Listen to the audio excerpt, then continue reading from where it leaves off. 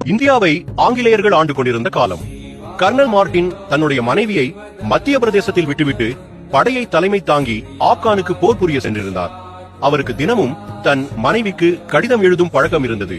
ஆனால் அங்கிருந்த சூழ்நிலை காரணமாக படிப்படியாக கார்னலிடம் இருந்து கடிதம் வருவது நின்று போனது. இதை எண்ணி கர்னல் மார்டினின் மனைவி தன் கணவனுக்கு ஏதோ விபரீதம் நேர்ந்து விட்டதோ என்று எண்ணி மிகவும் வருத்தப்பட்டார். இப்படி இருக்க ஒரு நாள் கர்னலின் மனைவி பைஜ்நாத் மகாதேவ் கோவிலை கடந்து சென்று கொண்டிருந்த போது அக்கோவிலில் இருந்து வந்த சங்கினுடைய முழக்கமும் மந்திரங்களின் உச்சரிப்பு சத்தமும் அவரை கோவிலுக்குள் ஈர்த்தது.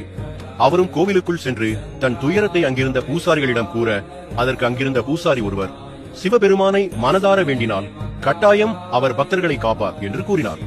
மேலும் ஓம் நமசிவாய் என்ற மந்திரத்தை 11 நாட்கள் தொடர்ந்து சொல்லச் சொன்னார்.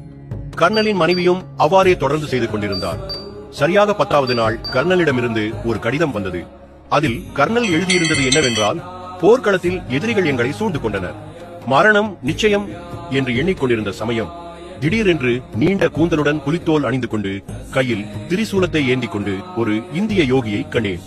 அவருடைய பிரமிக்க வைக்கும் ஆளுமையை கண்டு எதிரிகள் பயந்து ஓடினர். அவருடைய அருளால் நாங்கள் உயிர் பிழைத்தோம். பிறகு அந்த யோகி என்னிடம் வந்து, கவலைப்பட வேண்டாம், உன் மனைவியின் பிரார்த்தனையால் மகிழ்ச்சியடைந்து உன்னை மீட்க வந்தேன் என்று கூறியதாகவும் கடிதத்தில் எழுதியிருந்தார். இதை படித்த கர்னலில் மனைவியின் கண்களில் கண்ணீர் பெருகியது. சில வாரங்களிலேயே மார்டின் வீடு திரும்பினார். அப்போது மார்டினின் மனைவி இங்கு நடந்த விஷயங்களை அவரிடம் கூறினார்.